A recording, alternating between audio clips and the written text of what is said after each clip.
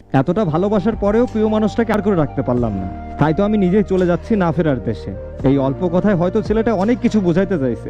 এটা কিছুদিন আগের ঘটনা। ছেলেটা তার প্রিয় মানুষটার জন্য সুইসাইড করে, আর সুইসাইড নোটে এটাই লেখা ছিল। এই ছেলের ফ্রেন্ড আমাকে ওর ব্যাপারে সবকিছু বলে। আসলে ওর চলে যাওয়ার কারণটা কি ছিল? ওর সম্পর্ক ছিল 4 বছরের। ছেলেটা নাকি মেয়েকে পাগলের মতো ভালোবাসতো। মেয়ের বাড়ির থেকে একটা সময় প্রেশার দেয় বিয়ের জন্য। তখন ছেলেটা ওর কাছে সময় চায় যে আমাকে একটু সময় দাও, আমি পড়ালেখাটা শেষ করি। কিন্তু মেয়ে তাকে এই সময়টুকুও দেয় না। ছেলেটা না পেরেছিল তার ফ্যামিলির কাছে বলতে, না পারতেছিল কিছু করতে।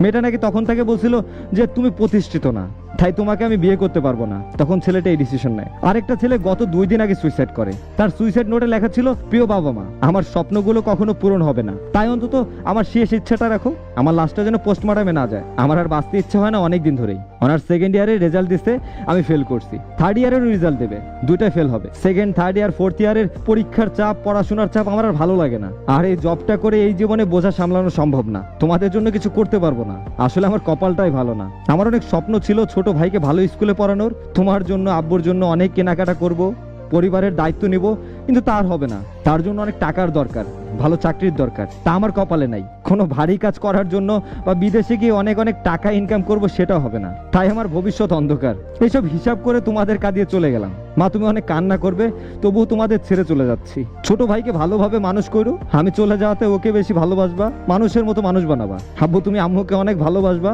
আম্মু অসুস্থ হলে দেখাশোনা করবা। আল্লাহ তোমাদের সুস্থ ও সুন্দরভাবে রাখবে। দেখো, আমার স্যালারি আসবে, টাকাটা তুলে নিয়ে এসো 10 তারিখে। আমি চলে গেলাম তোমাদের ছেড়ে অনেক দূরে। আমার কপালটা হয়তো ভালো হলে বেঁচে থাকতাম।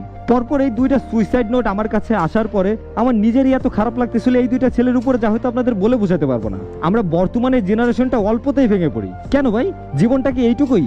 সুইসাইড করছেন, সবকিছু শেষ, তাই ভাবতেছেন? আসলে কি তাই? ওই পারের যে একটা হিসাব হবে, এটা কি মাথায় না আপনাদের? আরে ভাই, ফেল করছেন, সমস্যা কি? পরের বার আবার পরীক্ষা দিয়ে ভালো রেজাল্ট করেন। ভালো চাকরি এখন নাই, ভবিষ্যতে হবে। তবে এই সুইসাইড গুলোর পিছনে কিন্তু আমাদের সমাজও অনেকটা দায়ী। এই সমাজ এইভাবেই শিখাইছে, তুমি ফেল করছো, তোমার জীবন শেষ, তোমাকে দিয়ে আর কিছু হবে না। তুমি ধোঁকা খাইছো, তোমার জীবনের ভালো মানুষ আসবে না। ব্যাপারটা তো এরকম না।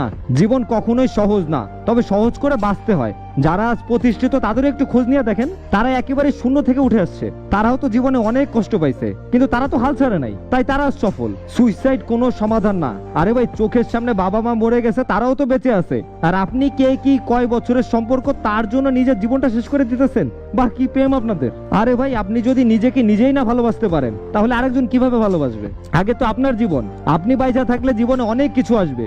আপনার জীবন থেকে যদি কোনো কিছু চলে যায়, তাহলে এইটা ভাববেন আল্লাহ আপনার জন্য ভালো কিছু রাখছে, আর সেই ভালো কিছুর জন্য অবশ্যই অপেক্ষা করতে হবে। কিন্তু আমাদের এই জেনারেশন, এই ছেলে মেয়েদের অপেক্ষা বা ধৈর্য কোনোটাই নাই। আমরা অপেক্ষাই করতে পারি না। আজকে কেউ চলে গেছে, যাক, সে যদি আমাকে ছাড়া থাকতে পারে, তাহলে আমিও কেন পারবো না? সে মানুষ হয়ে থাকতে পারলে আমিও তো মানুষ, আমিও পারবো। সে আর যার জন্য আমাকে ছেড়ে যাইতেছে, আমিও সেই জায়গায় যাইতে চাই। আরে ভাই, যে দানুন শরীরে সবকিছু সম্ভব। আমাদের সবারই মরতে হবে, কেউ দুনিয়াতে থাকার জন্য আসি নাই। যতটুকু সময় আছেন, একটু হাসি খুশি ভাবে বাঁচেন না। মরে গেলে তো গেলেনি। আর এই যে কিছু আপু যাদের প্রতিষ্ঠিত ছেলে দরকার, তারা প্লিজ কোনো বেকার ছেলের সাথে প্রেম করেন না। নাটক শেষ হয়ে গেলে আপনারা তো এমনিতেই তাকে ছেড়ে দিবেন। আপনার নাটক আপনার কাছেই রাখেন।